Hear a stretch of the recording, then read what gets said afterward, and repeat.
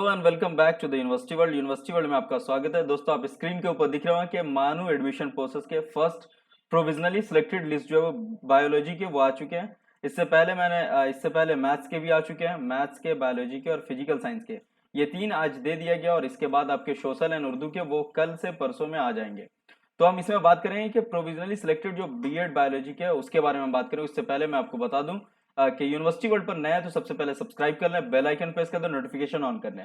आप हमें फॉलो भी कर सकते हैं फेसबुक, इंस्टाग्राम एंड यूट्यूब पर। नीचे डिस्क्रिप्शन में लिंक दिया हुआ और इसके बाद भी मैं आपको बता दूं कि आप चेक कर सकते हैं वहां जा करके कि वेबसाइट पर आपके जो दिए हुए हैं, ये जो आपने देखा है कि प्रोविजनली जो सिलेक्टेड लिस्ट है वो दिया हुआ है।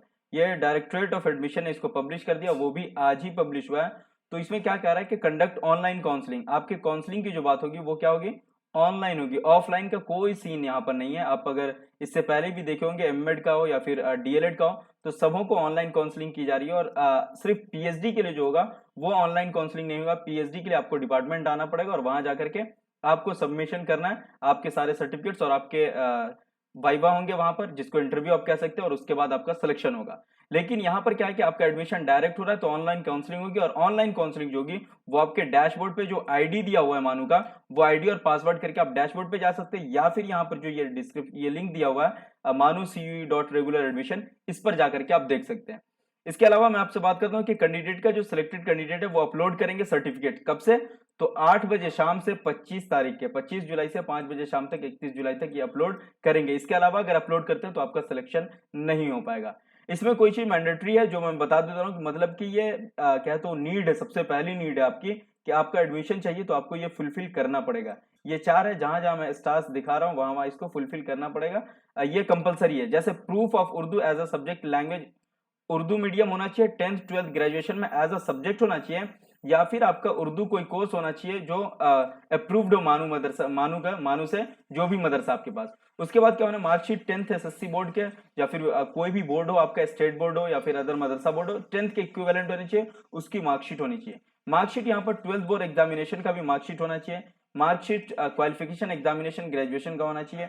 ट्रांसफर सर्टिफिकेट होना चाहिए लास्ट इंस्टीट्यूट जहां से आपने पढ़ा है। माइग्रेशन सर्टिफिकेट होना चाहिए जहां से आपने लास्ट पढ़ाई की है। अब यहाँ पर स्टार मार्क लगा तो वैलिड कैटेगरी सर्टिफिकेट होना चाहिए आपके पास। एससी है, एसटी है, ओबीसी है, ईडब्ल्यूएस है। ये फॉर्मेट होना चाहिए prescribed by government of India से। वैलिड स्पेशल कैटेगरी सर्टिफिकेट आपके पास होना चाहिए, जैसे आप कश्मीरी माइग्रेंट है, पीडब्ल्यूडी है, चाइल्ड ऑफ आर्म पर्सनल है, या फिर स्पोर्ट्स है, एनसीसी है, या फिर एनएसएस है, दीगर कोई भी मतलब आपके पास कैटेगरी है जिसको आपने फुलफिल किया है, उसको आपको पूरा करना पड़ेगा। लेकिन यहां पर मैं बता दूं कि एससी एसटी ओबीसी, इसमें एक कहानी है कि अगर यहां पर आपका सिलेक्शन जो अलाउड कैटेगरी जो होता है, देखिए आप तो एक कैटेगरी भरते हैं कि मैं इस कैटेगरी में फिलअप कर रहा हूं, लेकिन आपका जो अलाउ किया जाता है सीट, वो किस कैटेगरी से, उस हिसाब से होता है। उसका मैं आपको आगे बात करूंगा। बोनाफाइड सर्टिफिकेट होना चाहिए, क्या बोनाफाइड या कैरेक्टर सर्टिफिकेट होना चाहिए लास्ट इंस्टीट्यूशन से। लेकिन यहां पर जो स्टार मार्क्स लगा हुआ है, मतलब कि मैंडेटरी एज रिलेवेंट, मतलब कि ये मैंडेटरी आपके एडमिशन के वक्त, लेकिन जिस पर स्टार मार्क्स नहीं लगा हुआ है वो प्रूफ नहीं भी देंगे तो आपका एडमिशन होगा, लेकिन उसके लिए आप कुछ टाइम दिए गए हैं। उससे पहले मैं आपको बताऊं कि while uploading the certificate select candidate are required to upload their mobile phone and email through which they could be connected. मतलब कि अपलोड सर्टिफिकेट करने के बाद सिलेक्टेड कैंडिडेट को क्या रिक्वायर होना चाहिए कि अपना मोबाइल और फोन अपडेट कर लेना पहले। उसके अलावा यहाँ पर दिया हुआ है कि on 1 August the certificate verification will be taken by concern department. मतलब कि आपका सर्टिफिकेट वेरिफिकेशन होगा 1 अगस्त को होगा, जो कंसर्न डिपार्टमेंट करेगा। मतलब कि बीएड का है तो एजुकेशन डिपार्टमेंट करेगा, एमएड का है तो एजुकेशन डिपार्टमेंट करेगा, दीगर जितने भी एजुकेशन से रिलेटेड है वो एजुकेशन डिपार्टमेंट करेगा। अगर बीटेक बीटेक है तो वो सीएसएनआईटी करेगा।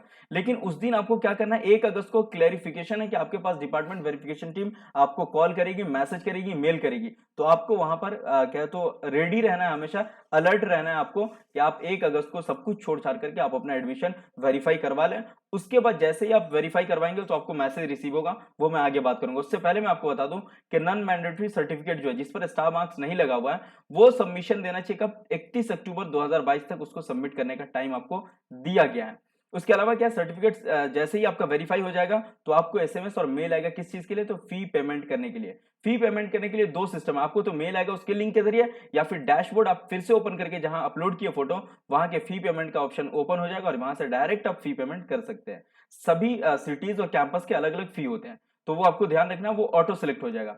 Complete the admission process, again log in to admission portal, pay and require the fee payment 3 August. 3 अगस्त को आपको लास्ट डेट है 3 अगस्त को पे कर देने का। 1 अगस्त को वेरीफाई होगा और 1 अगस्त से 3 अगस्त के बीच में आपको पे कर देना है, लास्ट 3 अगस्त तक।